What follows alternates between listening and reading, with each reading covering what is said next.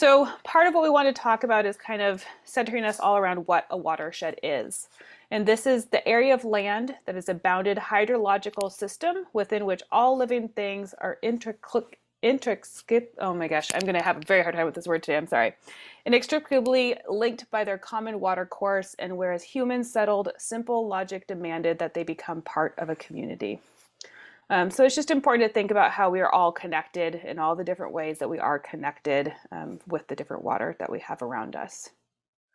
So looking specifically at Washington State and central Puget Sound, we have many different watersheds that all kind of flow through. You can see over in the very kind of top corner here, all of the different rivers that are actually flowing through all over kind of the western half of Washington State. And then as you look down below, you can see many of the different lakes and the larger water sources that are forming. These are all interconnected, and they all create these unique environments within the different counties and cities that we have around us. Specifically looking up near Bothell and up in Woodinville and Redmond and kind of some of the upper areas. This is the Snohomish Watershed, and also shows many of the different creeks that run through. So as you can see, these are all interconnected and kind of flowing within each other. So it's important to think about in how they move from one side to the other, flowing into Lake Washington, and then even working their way all the way out to Puget Sound. So when thinking about the ecology of Puget Sound, the ecology of Puget Sound is an interwoven blend of woodlands, prairies, riparian areas, wetland areas, alpine meadows, and beaches. And they're all interconnected with different types of wildlife, different plants, different animals that are all kind of working together to create the unique environments that we have. And because of that, they're also very important to be able to kind of recognize as we are doing different landscape designs or tending to our own properties that we have around us. Since everything is interconnected, and this is part of why we choose the plants we do and why we take care of our different landscapes, is so that we can enhance the areas around us and also be able to encourage more diverse landscapes for the different wildlife that we have. So in thinking about beautifying a yard, there's a lot of different steps or things to take into consideration. And so I'm going to kind of go through some of these different things to think about when we're trying to think about how to add or adjust or alter different areas in our yard. One important thing to always think about is the exposure that you have. So thinking about where that sun is, where is it coming from in your yard? Is there any shade that is being formed in the yard? Are there trees? Are they evergreen trees that maybe is blocking the sun permanently throughout the year, or are they deciduous? And maybe there's sun in the wintertime that's able to come through, or maybe there's a building that might be blocking something. Is the exposure change with the season? So as I mentioned, winter versus summer. Is there different wind that might be coming through affecting that? When you're kind of sitting around and looking at your property or around your yard or the different area around your property, are you seeing other houses or buildings that may have come up? Or maybe there's different pathways or fences, or maybe some even just larger trees. Things within the neighborhood are affecting your own backyard just as much as they're affecting the neighborhood as a whole. Trees can offer a lot of different environmental changes with not only having shade or sun changes, they can affect the temperature and even the habitat that you might have within your garden. Do you have different views that maybe you want to be able to look at when you're looking outside of your like bedroom window or your kitchen window, or maybe just sitting in your yard and looking out? So thinking about the different parts that you're looking at, different focal points within your backyard that you want to focus on, or maybe there's some sort of community gardens or community spaces that are immediately adjacent to your area that might also be something to take into consideration when you're sitting in your backyard or viewing the area around your property. So topography is a really important thing to think about, and it can be something that is quite drastic, or it can be fairly subtle. thinking about the different types of slopes and how that affects the different types of climate or the different types of plants that you may be planting somewhere. So when you have a pretty drastic slope, oftentimes the soil is going to be fairly wet at the bottom because you have all of that moisture that is draining from the top, working its way down. And therefore, that top of that soil is going to be quite dry. And so this can be an important factor when you're trying to decide what types of plants to put at either the bottom or the top of a slope. Depending on which direction your slope is facing. As we know, most northern facing slopes are going to be much cooler and often much shadier just because of the way that the sun is moving throughout the area. Whereas our south facing is going to be much hotter, getting a lot longer and much more sun throughout the day. So also will be something that can handle more full sun at that time too. This also can change the way the air flows. We have different streams of air currents that come through from different areas and different angles, and that could really impact the types of plants you have. Oftentimes, plants with really tiny or thin leaves, such as Japanese maples, are more affected by drastic wind versus something with a larger, more leathery, thick leaf, say, like a laurel hedge. They're going to be impacted differently by those winds. And so it's important to think about when you're looking at slopes, the way the wind moves, and then also just the way that heat or the way the sun goes on it. And then always erosion. And this is something we'll talk about a little bit later as we move through. Erosion is a constant problem on slopes, especially once you start to get into a more severe slope. So it's really important to think about the types of plants and the way that we treat those slopes so that we don't have erosion issues down the road. Another thing with wind to think about is different types of structures that might be able to kind of either help block some of the wind. Oftentimes this could even be trees. People have created wind blocks with trees. You see that a lot of times in Eastern Washington as you drive over the passes and looking at a lot of the different fields and the orchards. They have structures, man-made structures of trees that they have planted, wind blocks along the way. The orientation of those are then blocking that wind and preventing them from creating, removing all of that soil and also hurting the trees and oftentimes the blossoms or the fruit that might be forming on there. And this can also be determined by the types of seasons. Our wind comes from the south during the winter and then comes from the north during the winter and the south during the summer. So it changes the different types of temperatures, the different types of humidities that we get coming through, and then also moving from east to west and kind of affecting that. Oftentimes with the wind too is important to think about is the way that trees or shrubs are kind of rooting themselves in the ground to be able to have a more stronger root system depending on which direction the winds are flowing. Rooftops and edges can also have different impacts on the way the wind can come through different areas within your yards. So it's another thing to kind of think about in how the wind is going up and over and kind of curving around different areas within your properties. So one thing to think about is our kind of the hardiness or the temperatures that we have around our climate. There's two different types of hardiness zones or temperature gauges that people will use when determining what types of plants to put in a yard and what they can handle as far as our colder temperatures. We generally try to follow the USDA hardiness zone map, which is what this is a picture of. And so they've gone through and they've determined the different areas within the country based on the annual extreme minimum temperatures. And that's how they determined what plants will be hardy enough to live in those areas. So as you can see, as you get farther north and in the center, you're going to have your much cooler negative temperatures, whereas you get down to the south and on the kind of coastals, you're going to get more of those warmer temperatures. As we kind of go through here, you can see on the left is the USDA map, and this is showing a bit of a closer idea of what the Pacific Northwest is, and specifically around our area here in Seattle and the Puget Sound.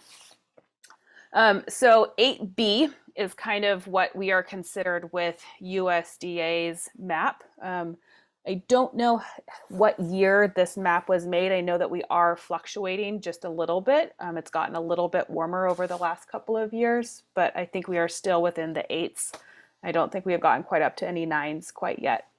But it does impact, and you can have little pockets within there where it can be a little bit cooler, and that just is going to depend on your own microclimate within where you are. But looking at the sunset map on the other side, and this is the sunset book that is a great book that lists a lot of great plants. But when they have created their map of what determines what your hardiness is, they have based it off of many different factors. And so they don't determine it off of just the winter temperatures, but they're taking into account moisture and sometimes soil too, I believe. And so what they show as a 4 or a 5 is what the USDA would say would be more like Eastern Washington. So whenever you're looking at a plant tag in a plant nursery or trying to read what the hardiness zone is of a plant, they are referring to the USDA zone, hardiness zone. So just make sure you're aware of that when you're trying to determine what hardiness the plants are that you're planting in your garden, because it is a pretty drastic difference from looking at a -3 or a -2 versus having the 30s that we get for our 8s that we have over here. So to go into a little bit more about climate, this is kind of one of those things that can kind of change and adjust depending on where you are. This really has to look at a lot of the different microclimates, and we'll go into the microclimates a little bit more in a minute, but microclimates are really specific to their areas that generally are going to be more right within your neighborhood or within your city, even within your own backyard. Heat sinks are going to be areas where the heat is kind of being absorbed, where it's going to be holding on a little bit longer. And then our cold sinks are going to be where we tend to have a little bit colder areas that might kind of create these own little tiny microclimates. We have sheltered areas that are like under eaves, where it's going to be a little bit drier and a little bit warmer being up next to a house. Different reflective surfaces can oftentimes create a warmer, drier area. So you can kind of have little pockets of areas that are completely different even within your own backyard. With the different wind exposures, with different trees, like I mentioned, sun exposure by having maybe a deciduous tree that is leafless in the wintertime, you're going to have a lot more light coming through. With larger group plantings, they oftentimes are creating warmer environments as they all group those plants together, because as they're transpiring, they're putting off some extra heat and they're keeping the area around them a little tiny bit warmer. So you're able to kind of create a little pocket of a warmer spot around those larger plantings. And then with evergreen plants, because they aren't losing their leaves, they're protecting oftentimes the area directly below them. So they can be a little bit drier underneath. They can be a little bit warmer because they don't have, they're kind of making a little blanket with all their needles, not letting snow get down, or even just protecting that little area underneath because they're also transpiring year round and creating that warmer environment. So as I mentioned with the climates, thinking about those sheltered specific areas and really trying to understand what those different areas are. These are different ways that you can actually kind of create your own different microclimates. You can create your own sheltered areas by adding in extra trees or looking at different buildings. You can create wind barriers by planting different trees or even putting up fences or other types of structures that might be able to change that. Thinking specifically about that winter sun and putting in plants that maybe need a little protection in the summertime, but can handle a little bit more sun or light in the wintertime. By adding containers, you're able to kind of create your own environment by moving them around to maybe a more sunnier spot, a drier spot, or even working within an area where maybe it's too rocky or too hard to be able to plant in. Containers are a great option for that. I've used containers in planting my vegetable gardens a lot over the years when I have trouble spots or areas where I don't have quite enough sun to be able to plant directly in the ground. I can use those containers to create a different type of environment. The eaves of a building and houses are creating a drier spot because they are protecting the areas from the rain through the winter time. So they're actually a great spot to be able to plant some more delicate plants that maybe don't like as much rain as we get. Some examples of that would be something like a Daphne, some of our different types of phormiums, rosemaries I've seen like that too, as long as they can get enough sun in the summertime. But they're a great way to kind of protect those plants that don't like tons and tons of water. Building that soil and creating a new type of soil environment, working on that healthy soil is a really great way to be able to continue to add and adjust to the different types of environment that you might have. Passive heating, and this is really looking at planting near bricks, or so kind of thinking about those heat sinks. So bricks and concrete are ways that kind of hold heat, and so it's a way to kind of keep a warmer area and to be able to plant something that needs a little bit more heat. It's a great way to think about planting something like eggplants and tomato plants that need that extra heat, or maybe something like a phormium or a rosemary that needs that little extra heat. Planting them near rocks or boulders or near the side of a sidewalk, it's going to be a great way to do that. Using that reflection to help with that heat and that extra light that comes through. And then you can also create cloches or cold frames. And these are kind of mini greenhouses, mini hoop houses that you can do to help protect plants and just kind of extend that season within where you are. So the one thing to think about after you've kind of thought about kind of what your specific environment is that you live in, how you could adjust or change some of the different areas that you have to kind of create your own microclimates. The next thing to really think about is kind of the structures and the more kind of concrete types of areas that are a little bit harder to move, or that you need to actually plant around. And so this is thinking about paths, something larger like a lawn that maybe needs to be not moved at all, but is going to be more of a permanent type of a structure. Patios and driveways, how are you going to incorporate irrigation into the system? Do you have pets or urban livestock that you need to take into consideration? Maybe where you have chickens or you want to have rabbits, or maybe you just want a pathway for your dogs to be able to run through. Any sort of recreational features? Do you have areas where maybe you want to have some soccer being played, or maybe you want to have an area just to be able to run around on the lawn? Thinking about raised beds and containers, depending on what types of plants you want to put in, thinking about whether it's going to be a sunnier spot or a shadier spot. Water features or any type of artwork that you might want to put in. And then lastly, something that people don't often think about, but utility areas. And this is also thinking about utility boxes that might be on the side of your house, stuff that you can't or shouldn't be moving all of the time, or you need to have access to. Which one last thing to think about too is thinking about if you need to repaint your house, or getting to the siding, making sure you have some way to get to that so you don't have to kind of change plants or move plants around after that.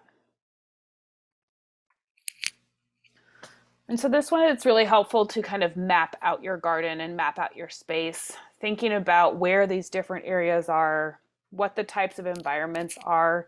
Are they shadier? Or are they sunnier? What type of soil do you have? And is there an area that maybe is just a harder spot to work? So thinking about these different main structures, the bigger areas that maybe you can't change quite so much, and thinking about where you might want to put some of the different types of plants or the different types of areas that you might want to incorporate into your garden or your yard. So when we start to do the mapping, we then want to kind of start to think about the design. So once we've kind of mapped out those main structures or those main areas, how are we going to start designing these yards and these spaces? Before we even start choosing plants, it's really creating that wish list on how you plan to use your yard. And within that, so as I mentioned, is it a space where you're going to want to be hanging out all the time? Is it going to be something where you want to be able to play and barbecue and run around in? Is it something where you just want to be able to sit back and enjoy and have a quiet space?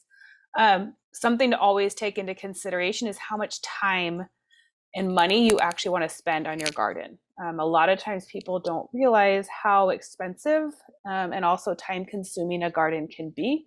So thinking about the types of plants and how much time you want to spend out there to be able to maintain that area and that property. So when choosing those plants to fit in these different spaces, you really want to think about those conditions. So as I mentioned, looking at your map about how the different areas lay out in your yard, which plants are going to be best without irrigation? Or are you going to try and find plants that maybe can be a little bit more drought tolerant? So you don't have to worry about the watering quite so much.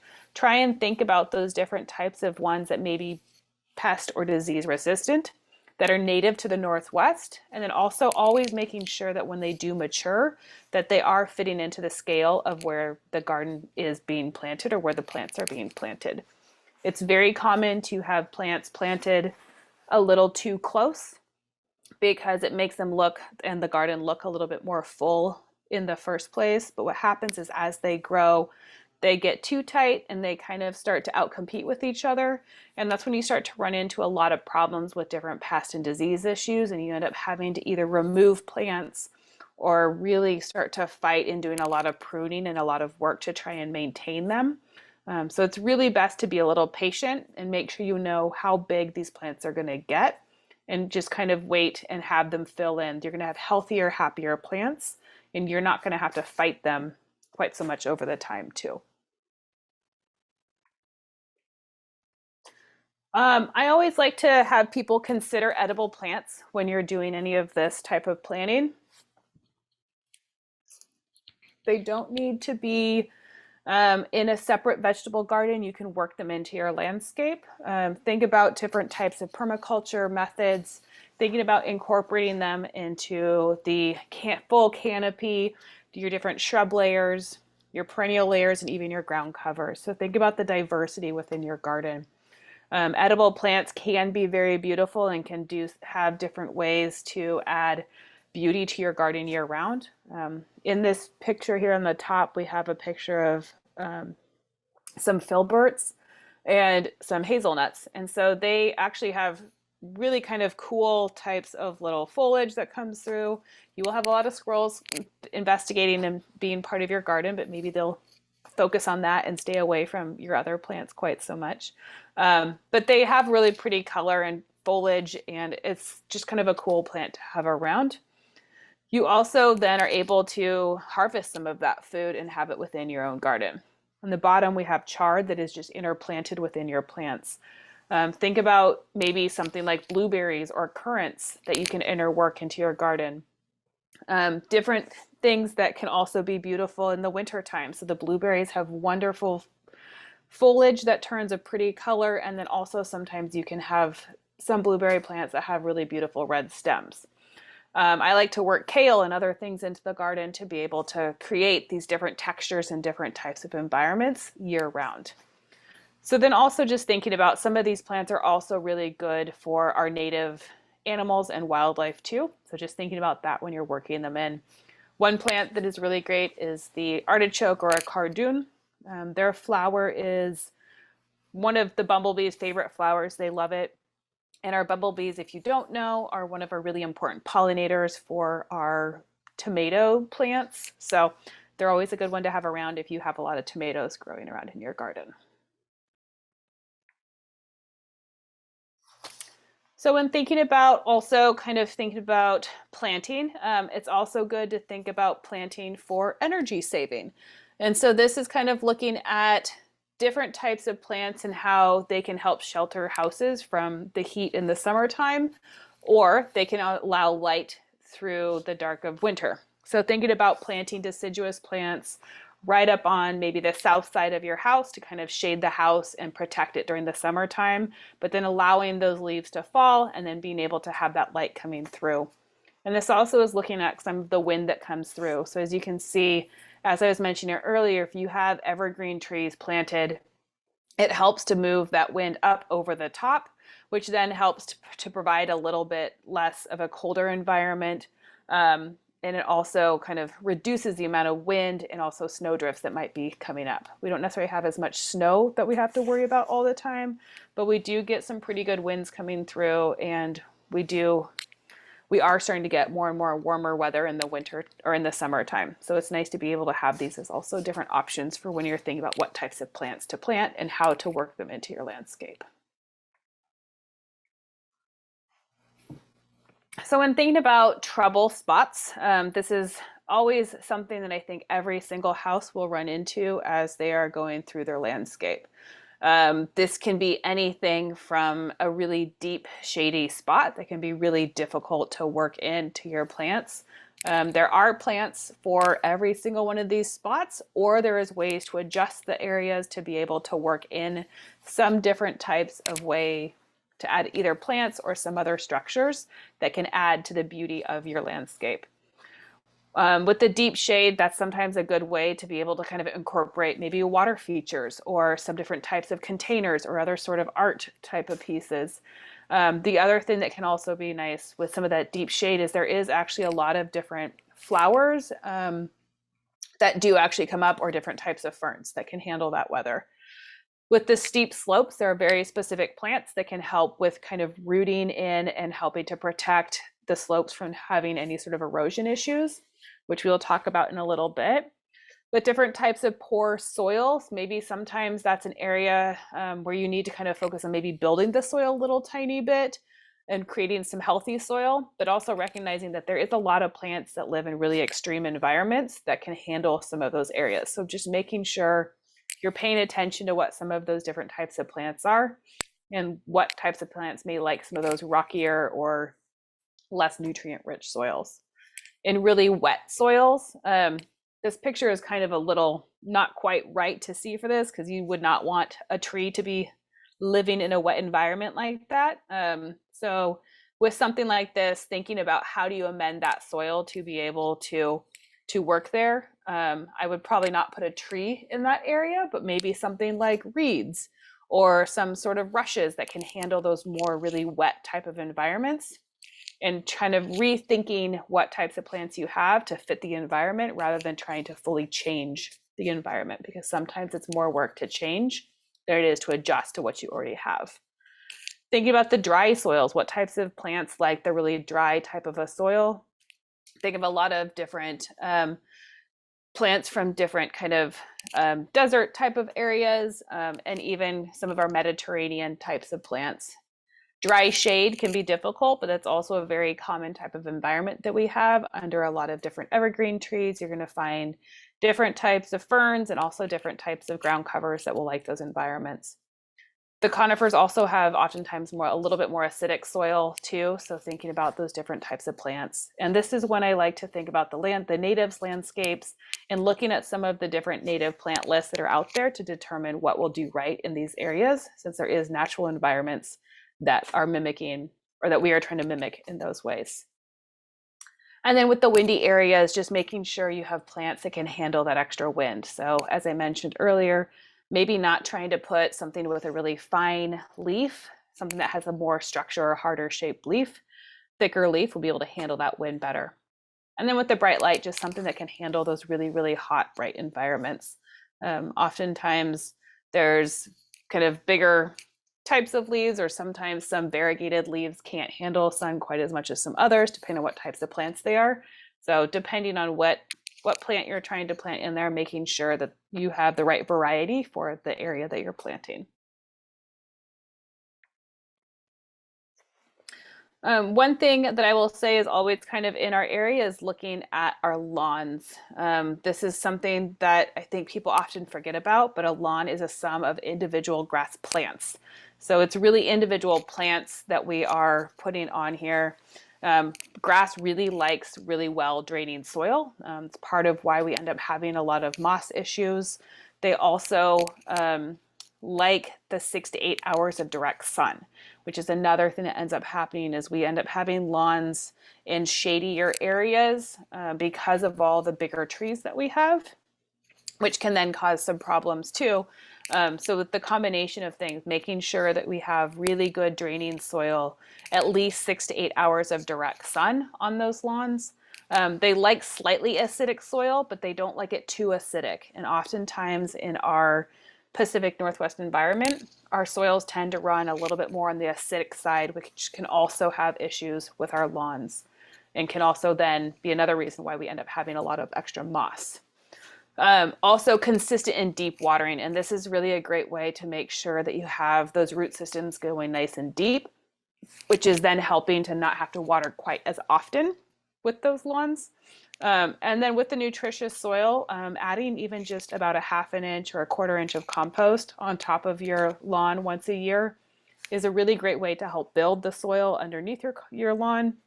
And it's giving it an all natural, even kind of equal little bits of nutrients to the soil without giving it too much of any one type of a nutrient.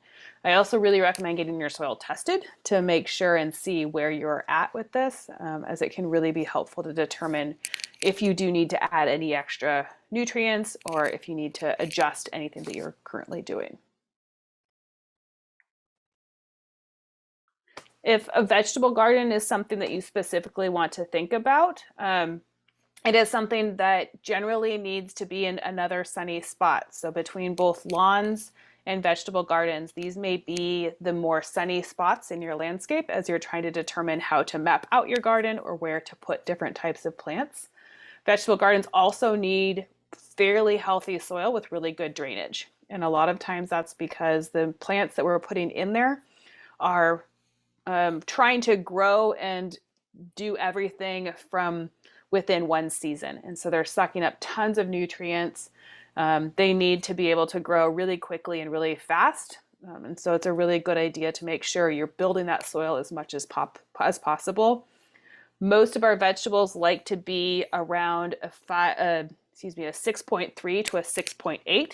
So slightly acidic, but just barely acidic when it comes to soil. If you get much lower than that, we tend to run into some issues with them not being able to absorb nutrients quite well. And we also can run into some other issues with different diseases down the road too. It's really important with the consistent watering because most of these plants are doing most of their growing in the middle of the summer when it's the hottest and driest for us.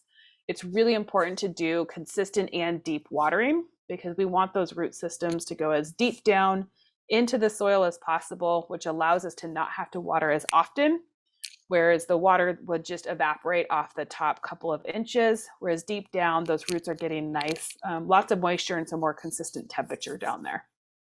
And then once again, that nutritious soil. So if you haven't gotten the soil tested, doing that, but adding a little bit of compost every year is really a great way to be able to keep those as really healthy environments. And people don't think about it, but they are oftentimes very similar as a lawn as far as just all of those similar needs. They need a little bit different types of nutrients and they're treated a little differently, but they do have a lot of similarities in how we tend to them. So we always try and stress and have people focus on native plants as much as possible. Obviously, that's not always going to be the perfect idea for every spot in your garden, but they are really nice to have, oftentimes because they do have fewer demands and they have added benefits. So our native plants are used to our environment. They're used to our wet winters and our dry summers that we have here in the Northwest. Because of that, they are going to thrive and you don't have to fight a lot of the different issues, say, as doing the extra watering that they might need. They're also really great options within our native plants for shade plants because we have so many trees. We have a lot of really wonderful shade plants that actually will thrive in those specific types of environments. Because of the plants being native to this area, they oftentimes have less disease and insect issues because they are used to the different types of environments that we have. If you have healthy plants, they're going to be able to fend off disease and pest issues a lot more. And oftentimes, because of these native environments, they're not being stressed out as much because they're used to the way that our climates are. They are also more recognizable to a lot of different food sources within our native wildlife. And so it's easier for a lot of our different insects and also different mammals and birds to be able to find different food sources because they know when they bloom, they know when they have fruit, and they know kind of the types of environments that they might live. So these pictures here, these are pictures of Oregon grape at different times of the year, and you can see right now is actually a great time to see some of the hummingbirds out trying to find some of the nectar around on some of these guys, and in the winter time too. So just some examples of some of the different ground covers that are native here, and that actually, let's see. So with our ground covers, we have our wild ginger, the sword fern, deer fern, salal, Vancouveria, the trillium, oxalis, and the low Oregon grape. A lot of these are really great for some different shady areas. They also can handle dry or wet environments depending on which ones you're looking at. The Oregon grape and the salal and also the sword fern do really well in more of a drier environment, whereas oxalis, the deer fern, and wild ginger like a little bit more moist environments. So you get something for a little bit of everything. With a lot of our shrubs, we have the red stem dogwood, which is also beautiful in the winter time. Snowberry, which is a great food source for a lot of different animals. The ninebark, the tall Oregon grape, which I mentioned is an excellent food source and nectar source for our hummingbirds and also other birds. Ocean spray, evergreen huckleberry. Here's an example of working an edible plant into your landscape. The mock orange, red flowering currant, also a very important pollinator. The thimbleberry and the salmonberry, also great food sources for different birds and also are edible for people too. So they're a great kind of another one to work into your landscape. And then of course the rhododendron that we're all, I'm sure, very familiar with. When thinking about small trees, so we start looking at the serviceberry, vine maple, and elderberry. Elderberry is also a wonderful medicinal plant. If you cook the berries down, they are great for kind of when you have a low immune system. Looking at our large trees, our Douglas fir, the big leaf maple, western hemlock, and western red cedar. So with all of these guys definitely are much larger and you need a larger space for them. But with all of these plants, they're creating habitat for all different types of animals. They're creating shade for your environment in your backyard, or they're creating different interests throughout the year from summer to spring to fall and winter.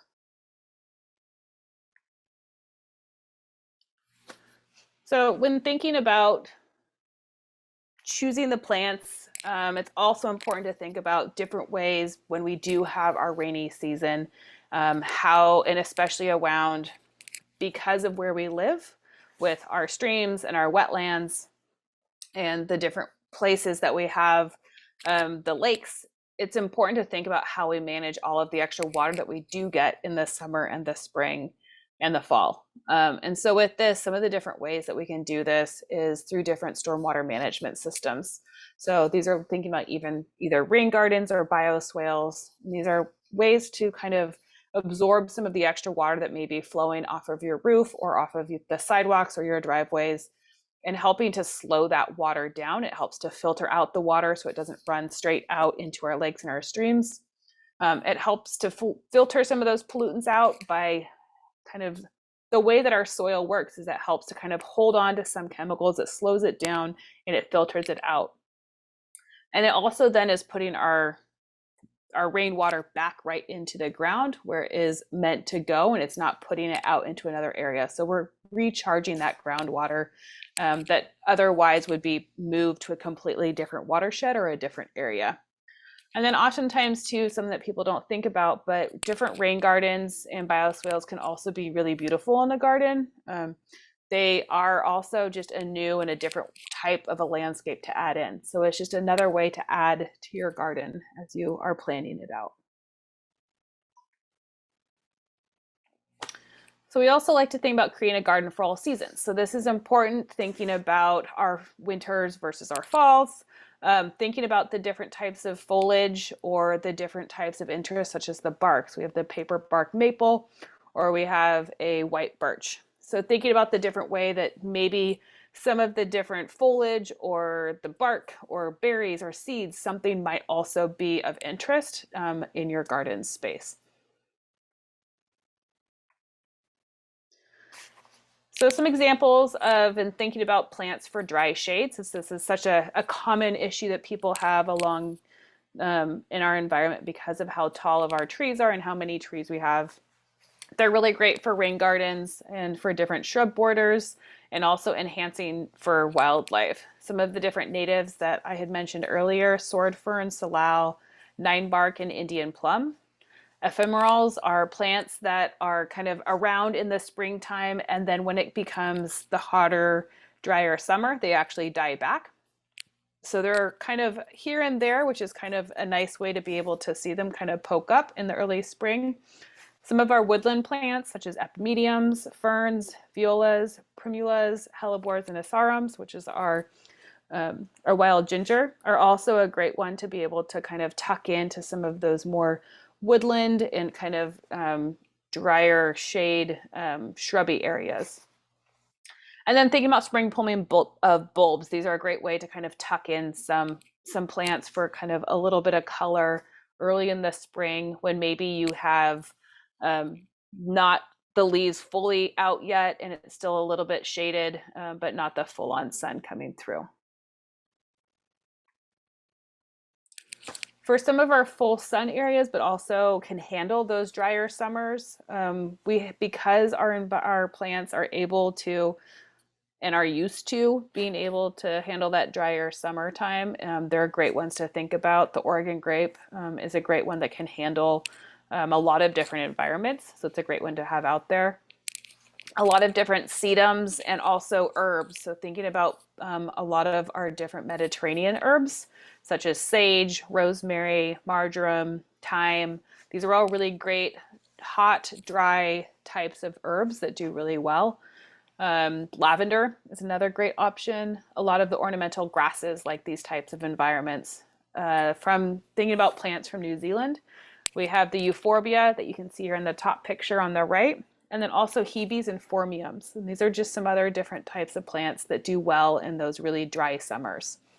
Plants from California and Mexico, such as the ceanothus, the salvia, and also yuccas. And then, as I mentioned, plants from the Mediterranean, some other options are rock rose and then also the Santolina. So to incorporate maybe some more edibles into your landscape, so I mentioned the huckleberry, which is in this picture, and then the serviceberry. We have native strawberries, the salmonberry and thimbleberries. There's different ferns that you can eat, the new little fronds that come up. Camas is a traditional plant that was very important to a lot of our indigenous people around here. We have the red huckleberry, which is a deciduous huckleberry, the hazelnut or the filbert that I mentioned, and also that blue elderberry. So these are all great ones to be able to work into your current landscape.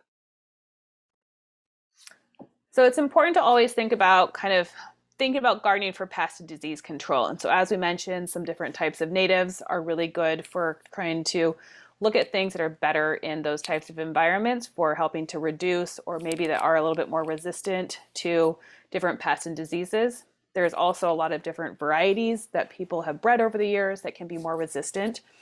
Making sure you're planting plants in the correct spaces, because they do need to be in the correct spot. If you put a plant in a wet spot that maybe needs more dry spot, they're going to react and they're going to be unhappy and they're going to be more likely to have pest or disease issues. Encouraging our wildlife to come, such as birds, bats, and bees. We have a lot of really good beneficial insects and a lot of good birds that will eat insects that will help to keep those different pests away. Thinking about our beneficial insects, thinking about specific plants that attract them. So the daisy family, the mint family, and the carrot family all have a ton of different types of plants and flowers that attract a lot of different beneficial insects, which not only are helping with pollination, but they're also helping to control a lot of the bad bugs that we have around. So when thinking about the Apiaceae family, so this is the carrot family, thinking about the family that has kind of a big umbrella type of flower head, such as dill, cilantro, parsley, sea holly, the Lamiaceae family, so this is our lavender, our rosemary, our mints, our sages, and then thinking about the Asteraceae, so our daisy family, so Echinacea, Rudbeckia, marigolds, yarrow. These are all kind of common plants that you see around and also are really beneficial to adding to the diversity of animals that can help to control different pests in the garden. So it's important to think about trees. The trees are kind of, we think about as being something to just kind of add structure or maybe height or maybe shade cover, but they're also really important for helping with stormwater runoff. Their root system is helping to slow down and absorb a lot of that water that maybe would just normally run off.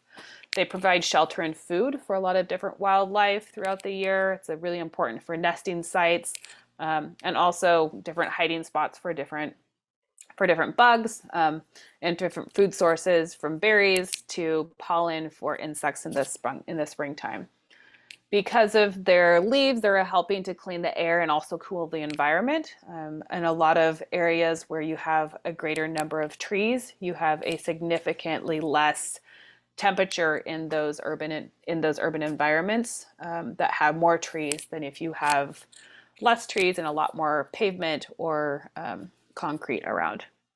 They're beautifying and adding value to the landscape, and just always making sure you're choosing the appropriate size of those trees, because I'm sure you've seen in some areas where trees were planted and now they've completely taken over, or they're kind of hurting the landscape, the sidewalk or the road, and getting into power lines. So a lot of times things were planted before things have been adjusted. So it's good to always keep an eye on that when you're choosing a plant, making sure that you're not having to do too much work to maintain the shape of a plant and let it be what it is meant to be. So I mentioned erosion control earlier. So with erosion control, some of the main things is really kind of thinking about how roots are holding the surface soil and helping to stabilize those bank materials. Our root systems in our trees and our shrubs are really helping to hold that soil in place. Not only our trees that are going deep down and holding areas farther down, but also our shrub roots, the grasses, different ground covers, they all have different levels of helping to hold that soil in place. They're absorbing that water.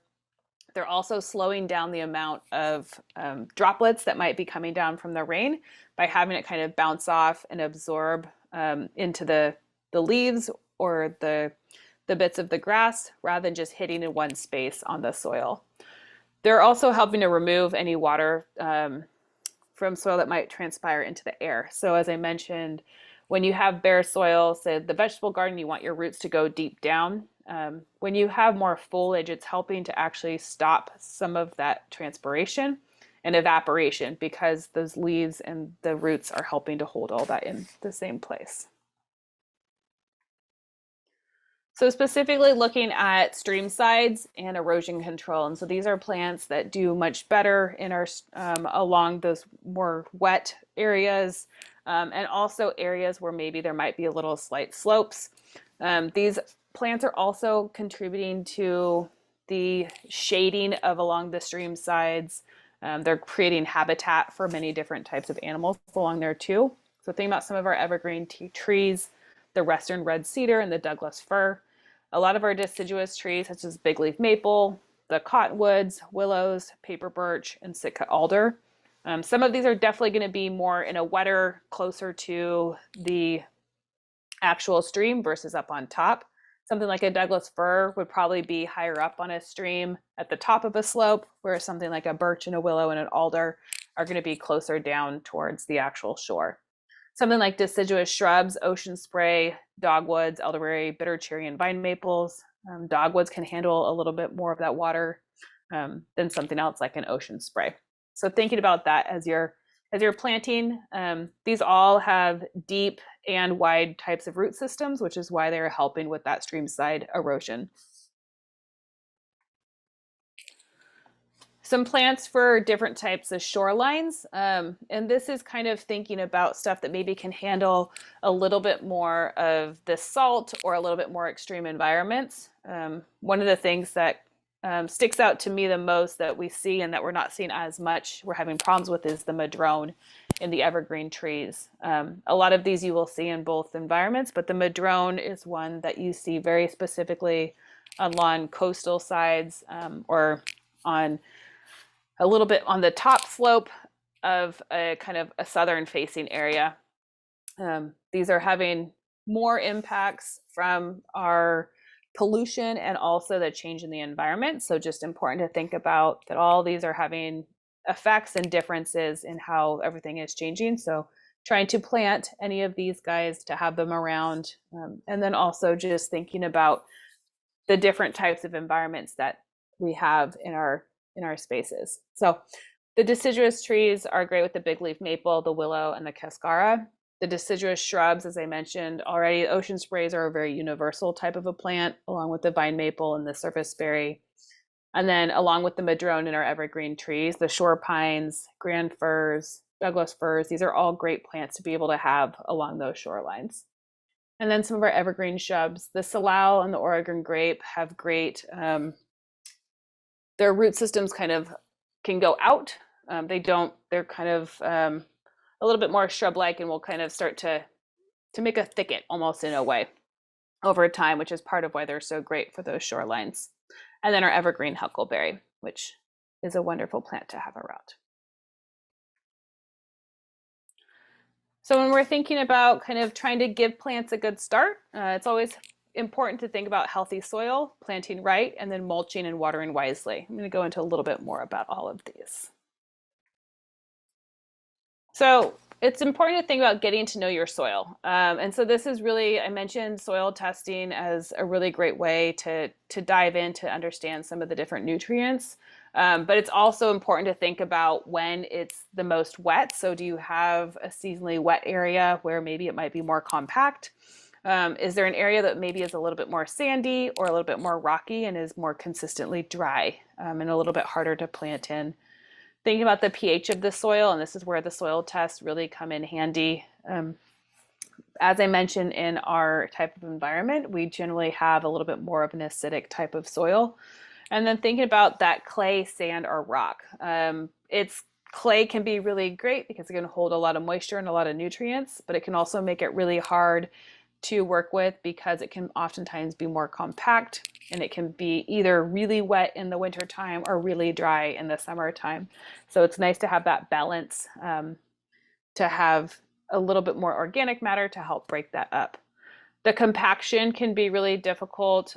We run into a lot of different types of soils because of the environment that we live in. And oftentimes, because of our urban environments, we have a lot of construction type dirt that maybe have come in and might be a little bit more compacted.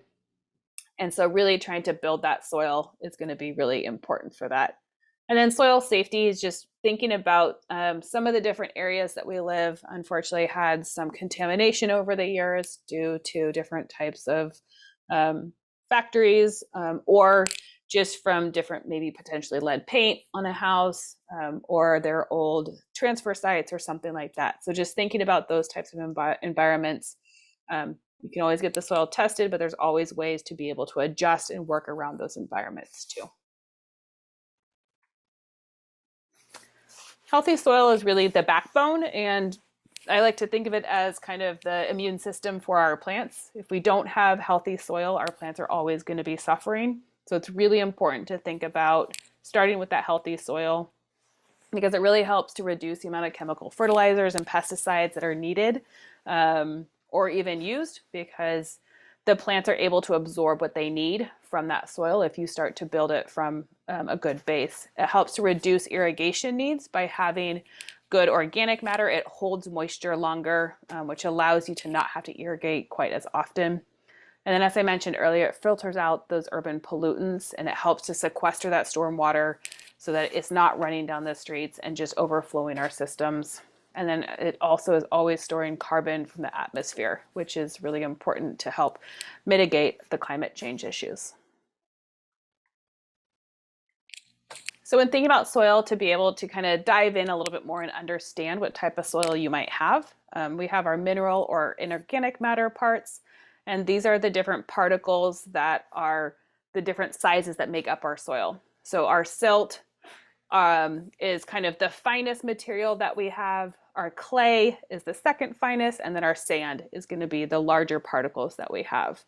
Within that, we have air and water, which are our pore spaces in between those different particles. We have organic matter, and then our microorganisms, which are the living aspect of our soil, and which is what is allowing our plant roots to be able to actually help absorb the different nutrients that we have in our soil.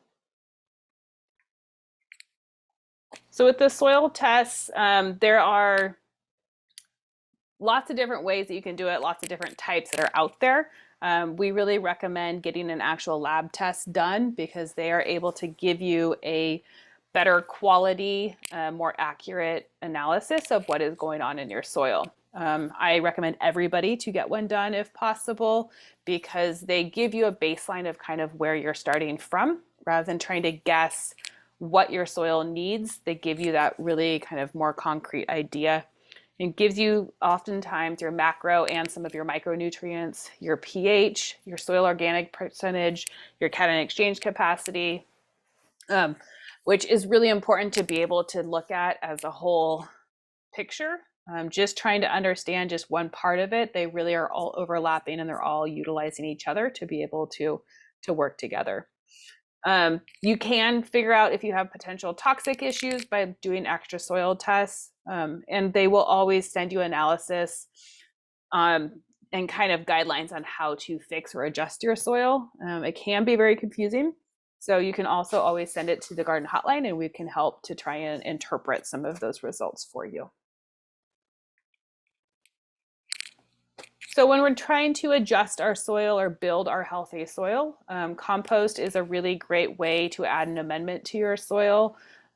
Whether generally you're not going to want to add any sort of fresh manure straight into a soil, you always want to try and stick to something that's been composted because fresh manure can have oftentimes be too hot, too high in nitrogen, and especially with certain ones can have pathogens that you don't want to intermix with your vegetable gardens because they can be harmful. So always try and find a composted one. I know that some bags do say manure on them, but if they're being sold in a store, it is an actual composted manure. You're generally only going to find a manure from a farm directly. Cover crops are another great play to add organic matter and add kind of a free fertilizer in a way. The cover crops are different types of annual either cereal grains or legumes, so in the pea family, that will either add nitrogen back into the soil or when you chop them down in the springtime are just adding organic matter back into the soil. So it's a great way to kind of protect the soil through the winter and then also add nutrients back into it in the springtime. So after kind of figuring out our soils and figuring out what we want to do, it's always important to make sure you're putting these plants in correctly. This is a very common issue that people have is you've done all this work to build your soil, you're figuring out where you're going to put everything, and then you lose a lot of plants because they weren't planted correctly. I've dug up plants that were still in the shape of a pot because they were not correctly planted or they have been planted in the pot in the ground. So first, always take your plant out of the pot. I know it's silly to say, but I have seen it too many times. So it's always make sure you take that plant out. Next, you always want to make sure that you are slightly kind of massaging in a way the root ball to make sure that the root does not stay in the exact kind of formation that it was in that pot. With trees and shrubs, you really don't want to actually add any sort of compost to the soil. It's really best to try and use the native soil that you're planting them in. And you always want to dig just as deep as what the root ball is, but go twice as wide. So kind of in this picture, you can see you're making a big wide hole, but you're not making it a deep hole. And then after that, making sure, so the girdling of the roots is when the root ball is really tight and the roots are really compact in that pot. So making sure that those roots know that they can go out is really helpful to help make sure you have a healthy tree or shrub. With perennials, it's also loosening that root ball. And you can amend a little bit of compost with them, but even still, I would mainly try and do, if you're going to add any sort of compost or mulch, you do it on the surface. You don't ever want to cover the trunk of the shrub or the tree. So always make sure that you have the plant planted as deep as it was in the pot, so you're not covering up the stem or the trunk. With vegetables, just really making sure that you're spacing them well so they have plenty of room to grow. This will reduce the amount of any sort of pest or disease issues we'll have on the road. You can amend with compost with these because they're growing so quickly and they're not living for extended periods of time in the soil. And then with lawns, it's really making sure that you're aerating and not compacting that soil, adding compost once you're done to give it a little bit of nutrients. And if you're doing sod, making sure that those edges of the sod are not lining directly up next to each other, but they're making almost like a checker back and forth. That way you won't have dried out edges and they won't kind of fold up. It's important to add mulch to kind of protect the soil and helps to keep weeds down. And helps to conserve moisture. So some different options are different types of wood chips, which generally I would say would be good for maybe within shrub and tree beds or pathways. Compost, leaves, straw, and grass clippings all do great in vegetable gardens and perennial gardens. With weeds, you want to make sure that if you're trying to use any weeds as a mulch product, that they're ones that have no roots or they're not invasive weeds. You can chop them up and put them back into the soil. You just want to be careful that there's no seeds that you're trying to put back in. Livestock bedding, and this is just making sure that you don't have any kind of raw manure that may be near any food sources when you're doing that. Wood shavings, hazelnut shells can be good to add in as an alternative. And then as I mentioned, different bark and also gravel generally are good for pathways. So mulch is really helping to conserve moisture. It's creating a layer that's protecting the soil from having the sun absorb and evaporate all of that water that you put down. If you do a couple inches of mulch down, it's really helping to keep some of those weeds out. And it's actually also moderating that soil by creating a blanket or a little air layer between the soil and the actual air up above. And then it also just really makes a nice finished look and is really a nice way to kind of finish off a garden space. And then lastly, thinking about watering the garden. This is something that I think people kind of forget about or don't fully plan out all the time. So it's really important, as we mentioned, determine the plant needs and try and put plants together in spaces where they might have similar types of needs, so that you don't have to kind of adjust or change your watering schedules or the different ways you have your water set up. Thinking about the appropriate type of system. So do you want to do a drip system or a soaker hose? Soaker hoses can be really great for environments where you have maybe a whole bunch of new plantings and there's a lot of plants in one place where you can kind of bob and weave the hose around. If you want to do drip systems, they can be great for containers or to kind of pinpoint specific plants. If you're doing in-ground, more intense irrigation systems, they're really nice. They can be a lot more expensive, but they're pretty hands-off and can be fully automated. Different hose ends, thinking about different sprinkler ends or just wands to use. And then also just the good old watering can, which is great for smaller, more pinpointed areas. With watering maintenance, it doesn't matter if it's raining outside or not. I would always water brand new plants as soon as you plant them. When it comes to trees and shrubs, they really, and even some perennials, it really takes about 2 years to have consistent watering, even if they are considered drought tolerant plants, to really make sure that those root systems are established and are able to actually start to reach where maybe there might be more water reserves farther down in the soil. So plan on watering consistently for those first couple of years. And then even though we have plants that are drought tolerant, we are having full on pretty much droughts in from the end of June, sometimes all the way through September. And that's a really long time for plants not to have any water. And so it's also important to, when you get in those hotter, dry times, is to just take a minute and scratch back a couple inches of the soil to check if it's actually dry down below before you water. And then when it starts to get that dry in the summertime, soil becomes hydrophobic, and the water actually just pools and runs off the sides or goes straight through and doesn't actually absorb into the soil. So when you're watering, just double check that the water is actually getting down into that root system, because that can be the most common reason we lose plants in the summertime. That even though you had the sprinklers going, or even though you put a gallon of water on, the water's not actually penetrating that soil. So just keep an eye on that in the summertime, because it happens really quickly. And then as we harden plants in the spring to put them outside to get used to the summer, we also try to taper off watering at the end of summer to help plants harden up to go into winter. And this gets them used to kind of hardening up, toughening up a little bit. And it slows down their growing process so that they can then kind of slow down to go into winter and kind of do almost kind of like a hibernation in a way. And then adding that extra mulch really, really does help to keep that moisture in the ground much longer, so you don't have to worry about trying to water as often.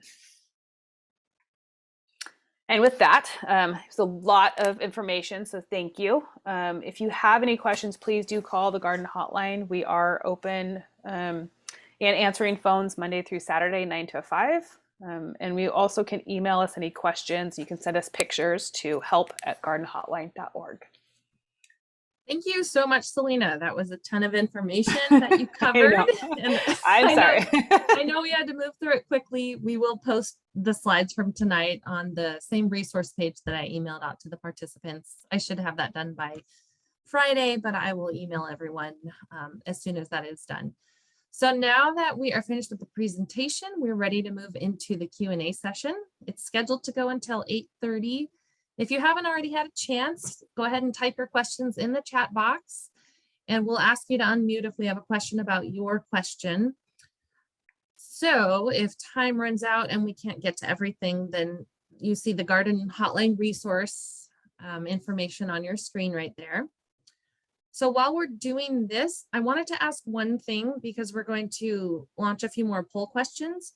If you do want to be entered into the prize drawing for the gardening book or the Molbach's gift card or the consultation with one of the Tilth Alliance experts, please make sure that the name you have on Zoom matches up with what you registered under, at least the first name and the last initial, just so I know who to contact if you're one of the fabulous prize winners for tonight. So Selena, if you want to launch that next poll, I'll start reading some of the questions that we've received so far. And okay. One question is how to get rid of blackberries and horsetails on a streamside slope. Yeah. Horsetails. Oh gosh. Yeah, so I will go into a little bit more about some of the different weeds and stuff next week, but just in general with blackberries, it's important to kind of know the lifestyle of the different plants that we have. So with blackberries specifically, they're at their weakest in September as they are trying to produce all their fruit. That's when their root system is at their weakest. And so the best way to really tackle them is to cut them back and dig out that main crown where any of those roots are. I know it's a little bit of work, but it is important to do. The one thing to always take into consideration with those stream sides so you don't have erosion issues is maybe the first year cutting it back to weaken it. And then in the spring, after we've kind of moved past some of our more rainy times when we might have more erosion issues, is to remove it then. So that you have time to maybe get something else in and plant something to replace that root system. Because that can be an issue with removing them right at the end of summer when we're about to go into fall. So thinking about that. As far as horsetails, they like really compact areas. So the high moisture and compact, they're going to be really hard to get rid of in those areas because that is just the type of environment that they live in. So that's something that I don't have a great answer for, unfortunately. You really have to kind of adjust the environment that they're living in because they're always going to come back. There's not really a good way to fully get rid of them. I will try and do a little bit of research on that and see if there's something else that I can find for you. If you want to email the hotline, I can do a little bit more research on those specifically for the Streamside areas. Okay, another question that we have is, let me get back up to it. Okay, is it possible or worth it to try to replace grass with moss, especially for yards under large trees? Yeah, that's really hard. I would definitely say get your soil tested first just to see where it's at. As I mentioned, we have oftentimes a little bit too acidic soil for our lawns, but it's always good to get it tested before you start adding a whole bunch of nutrients. And so that can be number one, get your soil tested. Oftentimes also it can be in a little bit more compact or not as good of draining soil. So getting it aerated and dethatched can help. The other thing is making sure that you have the right type of lawn seed in there. There is really good mixes that are out there for shadier lawns and for the Pacific Northwest specifically. Make sure you get a rye and fescue mix. You don't ever want to have one type of seed. So even in the rye and fescue mixes, you're going to have 3 to 6 different species of each of those. And that is the way that you're able to get the diversity of the grasses so that they're able to handle all the different types of environments. If it's a really shady spot under trees, you might not be able to ever have the moss completely go away. So maybe embrace the moss because you don't have to mow it as much and it stays green year round. The other thing is that there is different types of grass alternatives out there. There's different types of little pollinator flowers. There's different clovers or other types of flowers that can also kind of be a little bit like a lawn without being just a strict lawn. So those are some different ways that maybe you can overseed with some of that and you have a little bit more of a mixture or diversity in there. Okay, the same person has a question. Another question. When planting trees on slopes with retaining walls, are the roots a risk to the wall? And is there a recommended spacing to avoid issues? It's really going to depend what you're planting. Not all trees are going to have deep tap roots. Some are going to have more shallow roots. So it's really depend what you're planting. And so I would definitely double check with that specifically. With any types of trees, we generally tell people to not plant them any closer than 5 or 10 feet from a house because of foundation potential issues. So I would just think about that. But then diving into what specific trees you have will be more of a better consideration too. Okay. I had another one here. What type of compost is best to spread over the grass? I don't know if there's a best one. I think any compost would be fine. We generally just say you don't generally want to do more than about 1/4 of an inch because you don't want to smother the lawn. You're just trying to get pretty much a thin layer of it. And so what we'll end up doing is putting a layer of it all over, and then we'll take maybe a rake, the backside of a rake, to just kind of lightly drag it through. And that just helps it kind of move through the different grass blades so that it sits down. You don't want to have big clumps because that will smother it out a little bit. So just enough to kind of get it down into the lawn. All right. Another question. I have a 2-foot wide creek. How do I keep the sawgrass from taking over? Sawgrass. I don't know what sawgrass is. Brenda, if you want to unmute and explain a little bit, you're welcome to. I'm gonna see if I can look up real fast. Okay.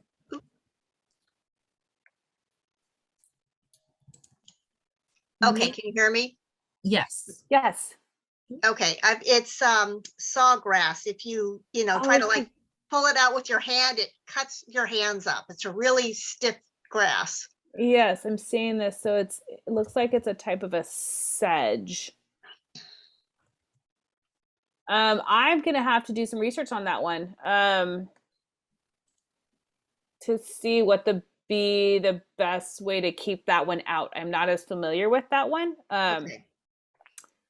So yeah, if you want to share, you can send me your email address and you can send it to me privately in the chat and I can do some research and see if I can find some else for you. Okay. Next question, what can I do with the moss that I've removed? Is it suitable for an at-home composter? Can I include it in a mid-level layer of, I apologize for this word, hugel Hugelkultur. Thank Yeah. you. I love hugelkultur. Yeah, no, it would be totally fine to add into that. The one thing is just making sure you don't have any chemicals or anything that you added into it. Sometimes from rooftops, they'll try and kind of put some chemical stuff, granular or something on it. You just wouldn't want to add that into it. But as long as it's just the moss, it will fully break down and can be used in either hugelkultur or in a compost system. Okay, what can be done along the shoreline without further permission from the city? I'll jump in on that one. It really is sort of on a case-by-case basis, depending on where you live. Some areas are considered critical areas, so there's only so much that you can do with those. The best place to start to get your specific answer, I would say, would be our community development department, specifically in permitting. They'll tell you what you can and can't do based on how that area is classified, whether it's a critical area or not. And then I also saw right before that, can you recommend cost-effective sources for native plants for a streamside environment? I would recommend looking at a lot of the different conservation districts. They have native plant sales. Oftentimes they put lists out in the fall and then they deliver or have you pick them up in the springtime. So at this point, those types of sales are usually done. But definitely keep your eyes peeled for those. There's a lot of different native plant sales that happen around. And with those, they're usually a bit more affordable because they're either smaller plants or they're not potted up and they're what we call bare root plants. And so you can get a lot more different options with that. So I definitely say look into that one. Yeah, the prices are really great, especially if you have a large area that you want to cover. That's really the way to go. Their bare root plant sales are, and they sell out of a lot quickly too. So they it's good to get on their mailing lists so that you get a heads up for when they're happening. Yeah. All right. Another question. We are on a steep slope and it has been recommended that we not dig up the blackberries to avoid slides, although we can cut them back. Is there a similar recommendation for horsetail? Oh, horsetail. Yeah, I'm gonna have to look into specifics for the horsetails because that's probably a similar type of a thing. And that's what I was mentioned with the blackberries is like dig them up at very specific times of the year to be careful of. Yeah, I'm gonna have to look up to the horsetail specifically for recommendations for those because generally it's an environmental issue that they're there and it's because of a compact, overly wet area, which is oftentimes going to be stream sides. And so it's harder to adjust that soil. But generally in other types of landscaping environments, really trying to amend that soil, which seems counterproductive, but adding compost or organic matter actually adjusts the soil and will make it less compact and less soggy. So that is generally the direction to go, but with horsetail specifically in a stream side, I would need to do a little bit more research for you guys. Okay. Then the last question in the chat, which we still have time for a few more if anyone has them, but are there any recommendations on getting rid of buttercup without pesticides that will go into the nearby stream? So buttercups are another plant that like compact soil. So one thing to note with weeds oftentimes is that they can be indicators of the different type of environment that you have. And so when they're showing up, it's because you have a more compact type of environment. So really focusing on adjusting and amending that soil. So adding compost, the compost will help to attract different microorganisms and worms and other types of animals that are going to be adding to aerating that soil naturally and helping to bring that compost down, and will adjust and change that soil over time. And then also, unfortunately, but just digging them out, which can be a little tedious, but if you keep up on it and add that compost, they will eventually start to go away. Okay.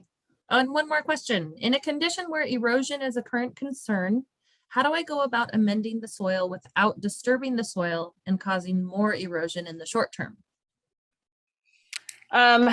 So a couple of things you can do is, without actually like digging up soil, is just putting compost directly on. But then if you have it where it might be too steep of a slope where it could run off, they have different types of materials, such as it's like a cocoa fiber type of a sheet that you can put on to help hold it down until roots can start to establish.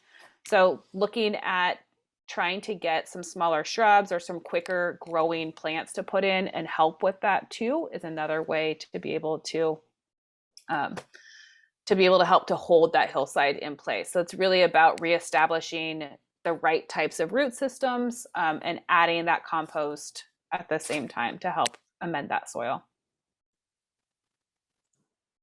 Okay. One more. I have tree roots on top of my yard coming close to my home and my plumbing. The trees are by the road, not on my property. The arborist said I cannot cut them because the tree could fall on my house. On the other side of the tree is a ditch. So tree roots on top of my yard coming close to my home.